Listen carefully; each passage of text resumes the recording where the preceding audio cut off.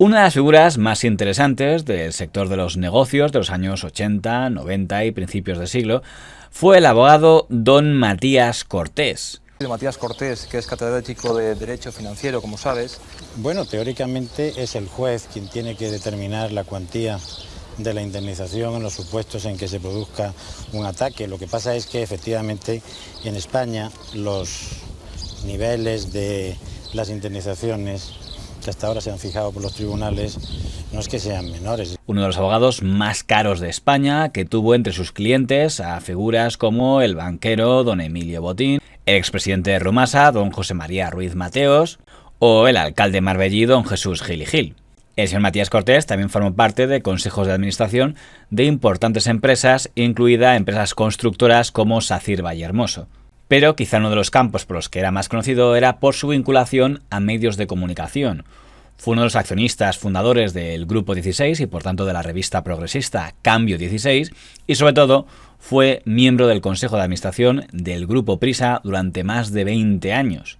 Acompañó siempre a don Jesús Polanco, del que también fue abogado, y se mantuvo en el Consejo hasta poco antes de su fallecimiento. Estar en el sector medios y en el mundo de los negocios te hace tener grandes enemigos. El gran enemigo del señor Matías Cortés fue su expasante, el señor Sainz Moreno, que dedicó gran parte de su vida a combatir al señor Matías Cortés. A mediados de los años 80 aparece una serie de publicaciones contra el señor Matías Cortés en medios de comunicación, principalmente en la revista El Caso, que no tuvo especial relevancia porque en aquel momento la revista El Caso ya era residual y se entendía que eran filtraciones del señor Sainz Moreno, con el que el señor Matías Cortés tenía un pleito porque le acusaba de haber robado documentación de él, pues eran filtraciones de este para vengarse de su ex jefe. Y no creo que tengan mucha difusión esas revistas y esas publicaciones que son, digamos, para decirlo de alguna manera, más escandalosas. Uno de los momentos frikis de esa batalla es que el señor Sainz Moreno está junto al señor Ruiz Mateos cuando el famoso "que te pego leche" contra el señor Boyer. Y se oye en los audios que grabó Radio Nacional, se oye la voz del señor Sainz Moreno increpando al señor Boyer y diciéndole: tu mujer Isabel Preisler tiene chanchullos con el señor Matías Cortés. Y el contrato de Isabel no con Galerías Preciados, que yo lo tuve que en mi mano. En mi mano. Isabel firmó un contrato con Galerías Preciados. ¡Meón! Le firmó un tarjetón al señor Matías Cortés, que yo lo vi. Y sigue el señor Boyer que dice: vamos a ver, que usted está condenado, refiriéndose a la condena que tiene por haber robado supuestamente material del señor Matías Cortés. Y otro grita: ¡ah, mira cómo me conoce! Vea, Javier, por favor, que tú eres letrado. Que eres letrado. Que no firmó el contrato con Isabel Preisler. Que no lo vi. No firmó ningún contrato. ¿Y los 3.000 millones del Cisnero qué? ¡Alfonso! Un tarjetón que le firmó Isabel Preisler a Matías Cortés. Isabel le firmó a Matías Cortés. Un tarjetón. Mira cómo me conoce. Hay que decir que el señor Sainz Moreno y el señor Matías Cortés se volvían a enfrentar en el caso Sogecable, del que ya hay una pieza en este canal, porque el señor Sainz Moreno era uno de los demandantes de esa causa contra el Grupo Prisa, del que el señor Matías Cortés era consejero. Su nombre también apareció en las guerras que hubo entre el ABC y El País, porque en un momento determinado el diario El País y su entonces consejero delegado, don Juan Luis Cebrián, publicaron la insinuación de que el diario ABC trataba mejor o peor a figuras importantes del sector empresarial en función de si eran o no clientes de la empresa de asesoría de don Rafael Ansón, el hermano del director de ABC, don Luis María Ansón, como dando a entender que los hermanos Ansón tenían un chanchullo y los negocios del señor Ansón hermano. Y entonces el ABC respondió que entonces ellos podían decir que el diario El País trataba mejor o peor a los empresarios en función de que fueran clientes de un conocido abogado. Hay insidias que se desmoronan ante los datos. ¿Quiere El País que publiquemos la lista de clientes de un abogado que es consejero de ese periódico para hacer pensar insidiosamente que esos clientes salen favorecidos en las páginas del diario? No decían su nombre, pero lo que la ABC estaba insinuando es que El País trataba mejor o peor a los empresarios en función de que fueran clientes o no del señor Matías Cortés. En el apartado de socios o de colaboradores que tenía el señor Matías Cortés, la figura más intrigante o que más dio que hablar en los años 90 se llamaba don Antonio Navalón, que todavía hoy es colaborador y corresponsal del diario El País en México. En ese momento, en los años 80, don Antonio Navalón era conocido como el conseguidor, una persona a la que podías contratar para conseguir favores con la administración o con otras empresas, sería uno de los primeros lobistas y que, si conseguía el negocio, le correspondía un porcentaje como comisión.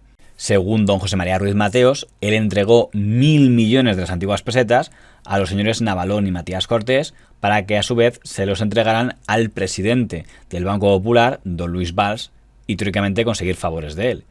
De hecho, el señor Ruiz Mateos consideró que había sido engañado por su abogado y por el señor Navalón, que hay que decir que siempre negaron esa entrega de dinero. Pero el mayor pelotazo que se atribuye al señor Navalón y al señor Matías Cortés fue conseguir la fusión de las principales hidroeléctricas que había en España, Iberdrola e Hidroeléctrica, que se fusionaron en lo que hoy se conoce como Iberdrola.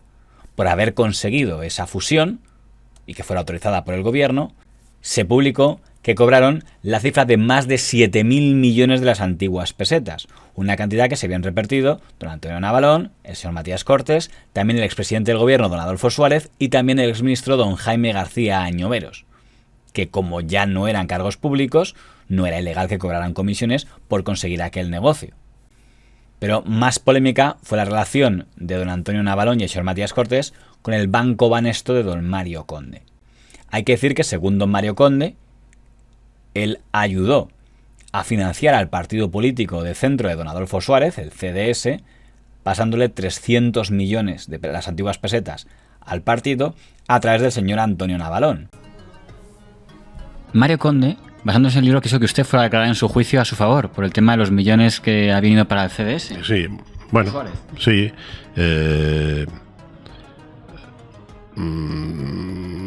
Es que lo que yo publicaba era verdad. Quiero decir que yo publiqué que siendo presidente de Banesto llegó un paquete al CDS lleno de billetes y lo cogió Gerardo Arguindey. Y era Mario Conde quien lo financiaba, sí. Yo sí le di 300 millones al partido CDS de Suárez, claro, lo dije, claro. ¿Es eso delito? Algo que el fundador del partido, don Adolfo Suárez, siempre negó. Había circulado por ahí el tema de los dichosos 300 millones de pesetas. Le dije que yo no he recibido nunca 300 millones, lo sabes muy bien.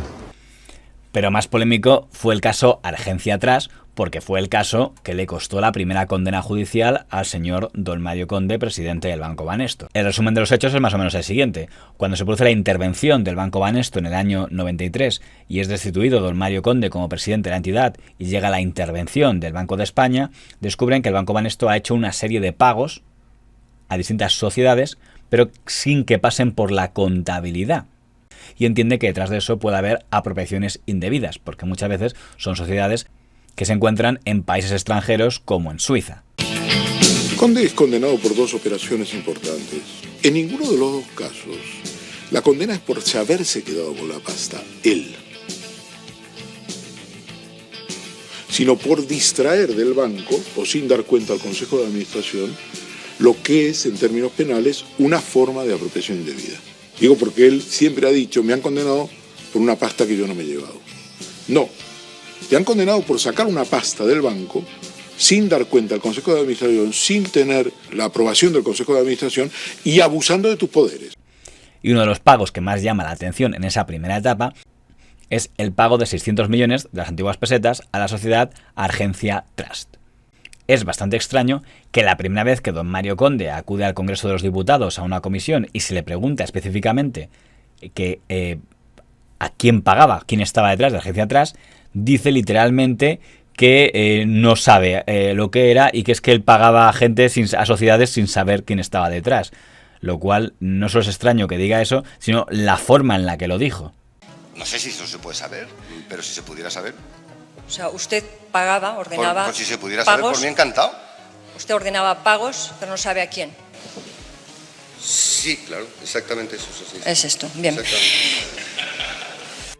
Cuando ya sea procesado por la justicia y pase por primera vez por prisión preventiva, cambiará de actitud y ya empezará a decir que esos 600 millones se habían pagado a conseguidores para conseguir que al constituir la Corporación Industrial Banesto, que era su gran objetivo, lograr las exenciones fiscales por parte del gobierno que hicieran viable la Corporación Industrial y que para conseguir esas exenciones fiscales, como don Carlos Solchaga, el entonces ministro de Economía, se oponía radicalmente a ellas, quería gestionarlo directamente con don Felipe González Márquez y que para conseguir esas reuniones y que don Felipe González aceptara esas exenciones fiscales, tenía que pagar 600 millones de las antiguas pesetas a ese conseguidor.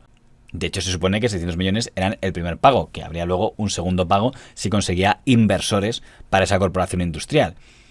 Y que pagó porque se consiguió.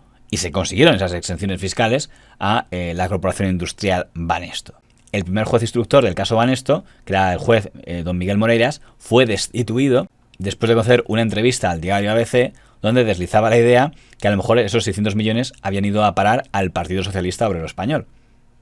Se consideró que conceder una entrevista con un juicio que aún se está instruyendo fue una imprudencia para aquel juez, motivo por el cual fue suspendido como juez. Decía, Banesto pagó 600 millones a una sociedad para vencer el clima político creado por Solchaga contra la concesión de exenciones fiscales de la corporación. Pagamos 600 millones y conseguimos las exenciones fiscales, eso es todo. Y don Mario se queda tan ancho después de decir eso. Eso es todo. Y tan ancho el que lo recibió. Un segundito. Quiero terminar.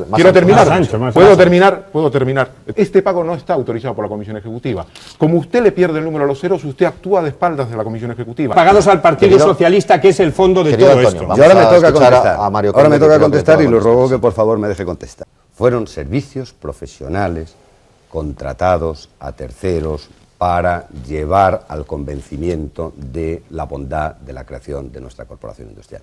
Y fíjese si me pierde pocos los ceros, que 600 millones de pesetas representan el 0, no sé cuántos del volumen de exenciones. El juicio oral se produce en el año 97, juicio que es presidido por el juez señor Pérez Mariño, que considera que es irrelevante a dónde fue a parar el dinero, que el hecho de que el señor Mario Conde usara ese dinero sin que pasara por ningún ejercicio de supervisión de contabilidad, ni hubiera ningún consejo de administración para votarlo, ni ningún papel que argumentara para qué lo estaba realizando, era una apropiación, aunque él personalmente no se hubiera quedado el dinero, y por tanto procedió a condenar a don Mario Conde a 6 años de cárcel. Condenamos a Mario Conde como autor de un delito de apropiación indebida, en concurso ideal con un delito de falsedad en documento mercantil, a la pena de 6 años de prisión y a la pena de 12 meses de multa, fijándose la cuota en 50.000 pesetas día. El corresponsal del diario El País en aquel juicio fue don Ernesto de Kaiser, que fue bastante duro con el señor Conde, al que el señor Conde tenía especial manía. Es cierto que en una ocasión leyó usted a Polanco que estaba dispuesto a preparar un libro para intentar desacreditar a los periodistas independientes y encargárselo a uno de sus periodistas u operarios, Ernesto de Kaiser, al que describe como un hombre que utiliza para los trabajos sucios y que le había propuesto la publicación de un libro en el que se incluirían detalles de la vida, difamatorios de la vida de Luis María Ansón, de Pedro J. Ramírez, de Antonio Herrero, de José Luis Gutiérrez, de Pablo Sebastián, etcétera, etcétera. Lo único que le puedo decir es que efectivamente oigo del señor Polanco que hay un señor que se llama Kaiser, que es el encargado de los trabajos sucios. Esa frase es absolutamente literal. Por eso, cada vez que el señor Kaiser se digna ocupar su tiempo, su vida y casi hasta su hacienda dedicándome a libros, yo sé qué tipo de libros hace. Después de la condena, el señor Conde ya concede una serie de entrevistas donde sí dice que ese dinero se lo pagó al señor Navalón. La duda se resolverá cuando la esposa entonces del señor Conde presenta una comisión rogatoria a Suiza y Suiza confirma que detrás de la agencia atrás estaba don Antonio Navalón, 2 exdirectivos del Banco Banesto, y que el dinero había ido en parte a el abogado señor Matías Cortés, asumiéndose que eran el señor Navalón y el señor Matías Cortés los que habían hecho esa labor de lobby para conseguir esas exenciones fiscales para el Banco Banesto en el caso de la corporación industrial, dejando varias dudas que quizá podrían considerarse retóricas. La primera es porque don Mario Conde no lo dijo en su comparación en el Congreso de los Diputados. La segunda, que el hecho de que lo usara para pagar a intermediarios de proyectos del Banco Banesto no respondían a por qué eso no podía pasar por la contabilidad oficial del banco y ser presentado en junta de accionistas o en consejo de administración. Y la última, porque el señor don Ernesto de Kaiser, en todas sus crónicas sobre el juicio del Banco Banesto, no hizo ninguna mención a los señores Matías Cortés o Antonio Navalón. Y don Mario se queda tan ancho después de decir eso. Eso es todo. Y tan ancho el que lo recibió. Un segundito. Quiero terminar. ¿Puedo terminar? Y un determinado medio de comunicación, concretamente El País, publicó que yo me los habría apropiado, y cuando en contra de la Fiscalía conseguimos que vinieran los papeles que demostraban quién se los había quedado, era un empleado del País y un consejero de esa casa. Lo lógico es que la Fiscalía, al darse cuenta de que se había acusado impunemente a un inocente, pues hubiera actuado. Pues no actuó, quizás porque políticamente no era correcto. No nos da una pista de quién era el señor del país, ¿verdad? No. Ni si era argentino tampoco. No hace falta nombres, no hace falta nombres. Cuando el señor don Mario Conde sale de la cárcel y concede una entrevista a la cadena COPE, entre los tertulianos de la COPE ese día hay un periodista del diario El País, del grupo Prisa, que es el señor don Carlos Cue, y con el que tuvo un pequeño encontronazo con el señor don Mario Conde por este tema. Señor Conde, usted que hablaba antes del modelo anglosajón, usted que fue condenado a 20 años por delitos gravísimos, usted que, según el Banco de España, dejó un agujero de 450.000 millones de pesetas en Banesto, que fue condenado, como decía antes, por apropiación indebida de 600 millones de pesetas. ¿Usted cree que en el mundo anglosajón usted sería una persona que sigue siendo uno de los hombres más ricos de España, si no me equivoco, que está publicando libros que tienen cierto éxito, que tiene el suficiente prestigio como para ir por las televisiones y las radios dando su mensaje? ¿Cree que en el mundo anglosajón sería posible una persona, este fenómeno con una persona condenada a tantísimos años por tan graves delitos? Lo que yo estoy casi seguro que en el mundo anglosajón no sería posible es un periódico como el suyo. Se lo voy a explicar, miren. Usted, su periódico, en portada publicó que me habían condenado por apropiarme de 600 millones. Y luego vinieron los papeles, que los trajo la justicia suiza. ¿Y sabe usted una cosa? El que cobró fue un señor que trabaja para ustedes en México, se llama Navalón, y otro que cobró fue un miembro de su consejo de administración. Perdóneme, estoy hablando yo no lo he interrumpido, así que cállese un segundo.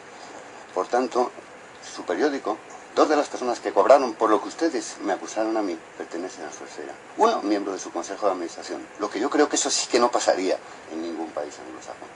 Don Javier de la Rosa, financiero metido en problemas judiciales, aunque bastante menos graves a nivel penal que los que se había metido el señor Conde, tiene su propia versión de los hechos de la relación entre don Mario Conde y el señor Navalón.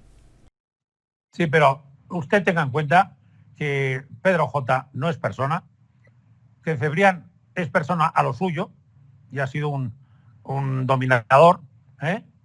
Y no hemos hablado de la persona clave que unía a todos, porque se fue a México hace muchos años. Pero el que montó todo el lío y el que llevaba el dinero de un lado a otro y a todos los partidos y a todas las personas y abogados era Antonio Navalón. No, se tuvo que ir. Y Prisa le dio un trabajo en México porque Mario Conde lo quería matar, porque mintió en aquello de Argentia Trust, ¿eh? Y lo quería matar, Conde.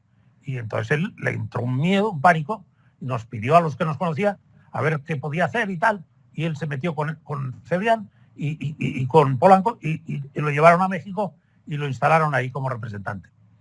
Pero una persona que ha tenido un gran peso en todo esto ha sido Navalón,